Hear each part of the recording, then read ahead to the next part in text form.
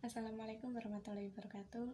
Selamat pagi Ibu Eva Fatima selaku dosen pengampu mata kuliah Public Speaking, dan selamat pagi teman-teman semuanya. Perkenalkan, kami dari kelompok 4A1 Manajemen yang beranggotakan saya Wafika Aziza dan Delima Putriana, Erlina Devi Ratnasari, Farida Aryani, Najah Nur Syahirah, Ristian Lestari, Siska Dewi Mailani, dan Zayyina Aksana. Baik teman-teman, kita langsung saja menyampaikan materi kami, yaitu kekerasan dalam rumah tangga. Keluarga adalah sebuah unit sosial terkecil dalam masyarakat, di mana dalam keluarga itu terdiri dari ayah, ibu, dan anak.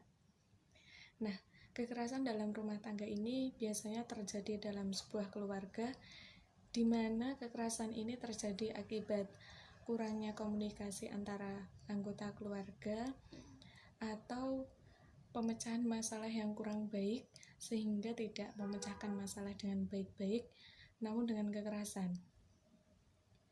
Tidak ada rumah tangga berjalan tanpa konflik, namun tergantung bagaimana cara mereka untuk memecahkan masalah tersebut. Apakah dengan menggunakan cara baik-baik atau dengan menggunakan kekerasan. Nah, cara memecahkan masalah dengan menggunakan kekerasan ini cara yang salah dan biasa kita kenal dengan KDRT atau kekerasan dalam rumah tangga. Bentuk-bentuk kekerasan dalam rumah tangga. Bentuk-bentuk kekerasan sebagaimana diatur dalam Undang-Undang PKDRT sesungguhnya merupakan cermin dari berbagai bentuk kekerasan yang sering terjadi dan menjadi fenomena umum di tengah-tengah masyarakat. Bentuk-bentuk kekerasan dalam rumah tangga sebagaimana disebutkan dalam bab 3 pasal 5 sampai 9 Undang-Undang PKDRT ini terdiri dari 4 macam, yaitu yang pertama ada kekerasan fisik, yang kedua ada kekerasan psikis, dan yang ketiga kekerasan seksual, dan yang terakhir yaitu ada penelantaran rumah tangga. Yang pertama yaitu ada kekerasan fisik. Kekerasan fisik adalah perbuatan yang mengakibatkan rasa sakit, jatuhnya sakit, atau luka berat.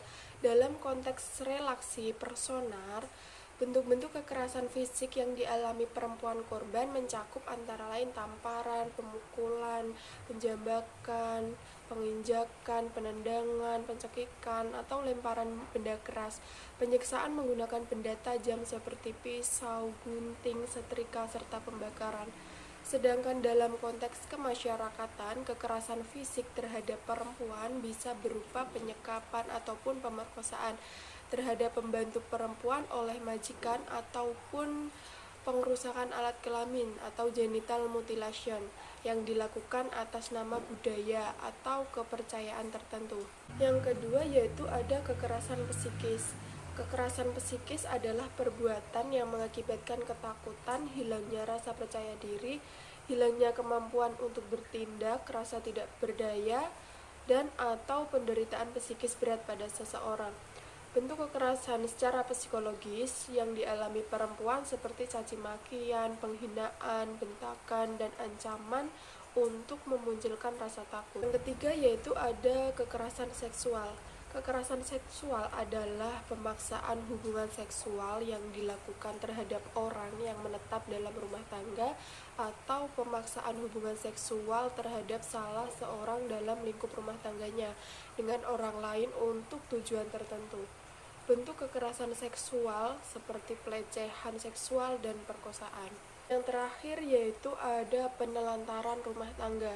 Penelantaran rumah tangga adalah seseorang yang menelantarkan orang dalam lingkup rumah tangganya, padahal menurut hukum yang berlaku baginya, ia wajib memberikan kehidupan, perawatan, atau pemeliharaan kepada orang tersebut. Selain itu, penelantaran rumah tangga juga berlaku bagi setiap orang yang mengakibatkan ketergantungan ekonomi dengan cara membatasi dan atau melarang untuk bekerja yang layak di dalam atau di luar rumah sehingga korban berada di bawah kendali orang tersebut. Penelantaran korban kekerasan dalam rumah tangga berhak mendapatkan perlindungan dari pihak keluarga, kepolisian, pengadilan, advokat, lembaga sosial, atau pihak lainnya, baik sementara maupun berdasarkan penetapan perintah perlindungan dari pengadilan. Selain itu, korban juga berhak memperoleh pelayanan kesehatan sesuai dengan kebutuhan medis. Penanganan secara khusus berkaitan dengan kerahasiaan korban, pendampingan oleh pekerja sosial, dan bantuan hukum. Pada setiap tingkat proses pemeriksaan sesuai dengan ketentuan peraturan perundang-undangan dan pelayanan bimbingan rohani pada pasal 10. Korban kekerasan dalam rumah tangga juga berhak untuk mendapatkan pelayanan demi pemulihan dari tenaga kesehatan, pekerja sosial, relawan pendamping, dan atau pembimbing rohani menurut pasal 39.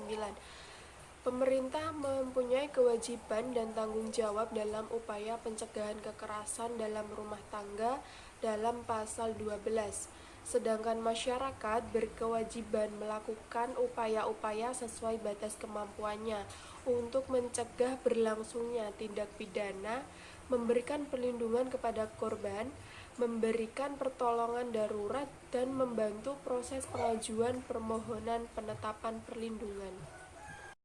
Berikutnya adalah faktor-faktor penyebab terjadinya kekerasan dalam ekonomi. Yang pertama yaitu adanya perselingkuhan. Hal ini dilakukan oleh seorang suami yang berkencan dengan perempuan lain atau menikah dengan perempuan lain. Yang kedua yaitu adanya masalah ekonomi. Sebagai suami atau kepala keluarga, hendaknya berkewajiban menafkahi istri dan anak-anaknya. Jika hal ini tidak dilakukan, maka akan terjadinya kekerasan ekonomi yang menyebabkan ketidakharmonisan dalam rumah tangga. Yang ketiga yaitu ada budaya patriarki, di mana hal ini seorang ayah berkuasa atas istri dan anak-anaknya. Yang keempat yaitu campur tangan pihak ketiga. Campur tangan anggota keluarga dari pihak laki-laki dalam penelitian merupakan salah satu penyebab terjadinya kekerasan dalam ekonomi. Yang kelima yaitu adanya bermain judi. Judi merupakan suatu yang dilarang baik oleh hukum maupun agama. Yang keenam yaitu perbedaan prinsip. Jika seorang istri dan suami memiliki perbedaan prinsip, maka akan terjadinya ketidakharmonisan dalam rumah. Pengaruh kekerasan dalam rumah tangga terhadap kehidupan ekonomi. Ada 3 tipe karakter perempuan sebagai korban KDRT dan kondisi pasca kejadian KDRT. Yang pertama adalah tipe perempuan yang mandiri dan sudah sejak semula bekerja. Tipe pertama ini pasca KDRT dan perceraian secara ekonomi mengalami penurunan dan pas-pasan. Namun tipe pertama ini perlu untuk penguatan mental. Yang kedua adalah tipe perempuan yang tidak mandiri namun memiliki potensi yang bisa dikembangkan. Tipe kedua ini perlu pembinaan untuk penguatan mental. Yang ketiga adalah tipe perempuan yang tidak mandiri dan tidak memiliki potensi yang bisa dikembangkan. Tipe ketiga ini merasa kehilangan harapan, sakit fisik, sakit psikis, dan bergantung kepada orang lain ataupun keluarga yang lain, dan membutuhkan waktu yang cukup lama untuk bangkit kembali. Dan untuk yang selanjutnya yaitu siklus KDRT. Yang pertama ada tindakan kekerasan, di mana pelaku melakukan kekerasan terhadap korban seperti menendang, memukul, atau bahkan mencekik. Dan yang kedua ada meminta maaf, yang mana pelaku meminta maaf terhadap korban, menyesal atas perbuatan yang dilakukan terhadap korban.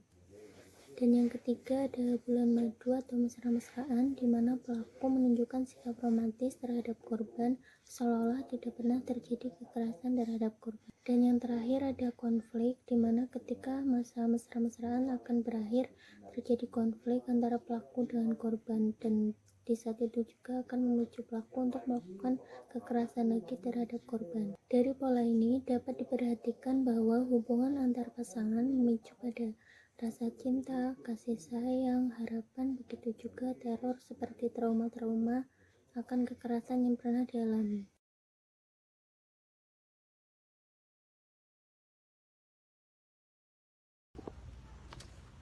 Baik, selanjutnya ada di slide 8, terdapat beberapa sanksi-sanksi pelaku KDRT. Yang pertama ada kekerasan fisik, penjara paling lama 5 tahun, denda paling banyak 15 juta. Yang kedua ada kekerasan psikis dalam lingkup rumah tangga, penjara paling lama 3 tahun dan denda paling banyak 9 juta. Yang ketiga ada kekerasan seksual terhadap orang yang menetap dalam lingkup rumah tangga, penjara paling lama 12 tahun, denda paling banyak 36 juta. Yang keempat ada menelantarkan orang lain dalam lingkup rumah tangga atau melalaikan kewajiban untuk memberikan kehidupan, perawatan, atau penelantaraan yang mengakibatkan ketergantungan ekonomi, melarang bekerja secara layak dalam atau di luar rumah, penjara paling lama 3 tahun, denda paling banyak 15 juta.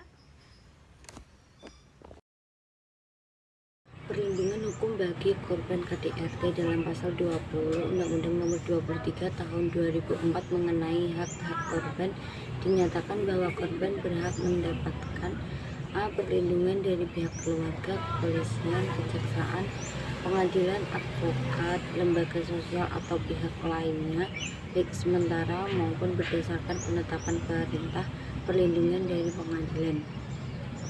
Di sini korban dari KDRT mempunyai hak mengenai perlindungan dari beberapa pihak, yaitu keluarga, kepolisian, dan juga pemerintahan untuk memberikan perlindungan dari pengadilan atas nama korban. Berdasar pelayanan kesehatan sesuai dengan kebutuhan medis di dalam KDRT, pastinya korban mengalami psikis, maka korban dibutuhkan pelayanan kesehatan mengenai mentalnya. Penanganan secara khusus berkaitan dengan kerahasiaan korban. Korban KDRT biasanya mempunyai trauma yang mendalam, maka dibutuhkan kerahasiaan agar korban tidak mempunyai rasa trauma yang berlebihan. Pendampingan oleh pekerja sosial dan bantuan hukum pada setiap tingkat pemeriksaan sesuai peraturan. Karena Indonesia mempunyai badan hukum, maka sesuai dengan sistematis peraturan yang telah disediakan, korban harus memenuhi prosedur yang telah ditetapkan oleh pemerintah dan juga kejaksaan pengadilan. Pelayanan bimbingan rohani. Pelayanan bimbingan rohani untuk korban sangat dianjurkan. Terlebih lagi Indonesia adalah negara yang beragama, yang wajib mempunyai agama, maka bimbingan rohani penting bagi kesehatan dan juga hubungan manusia dengan Tuhannya. Contoh studi kasus. Contoh kasus KDRT yang terjadi di masyarakat. Contoh kasus yang kami ambil adalah KDRT yang dialami oleh Cici Paramida, di mana kasus KDRT ini wajah Cici Paramida babak belur akibat peristiwa penabrakan yang diduga dilakukan suaminya Suheibi. Peristiwa itu sendiri berawal ketika Cici yang mencurigai suaminya membawa perempuan lain, mencoba mengejar mobil suaminya hingga ke kawasan Puncak, Kabupaten Bogor. Saat kedua mobil tersebut tiba di kawasan Gang Semen, Jalan Raya Puncak, mobil Cici menyalip. Cici kemudian turun dari mobil. Saat dia mau mendekati mobil itu, tiba-tiba mobil digas sehingga mencerempet Cici.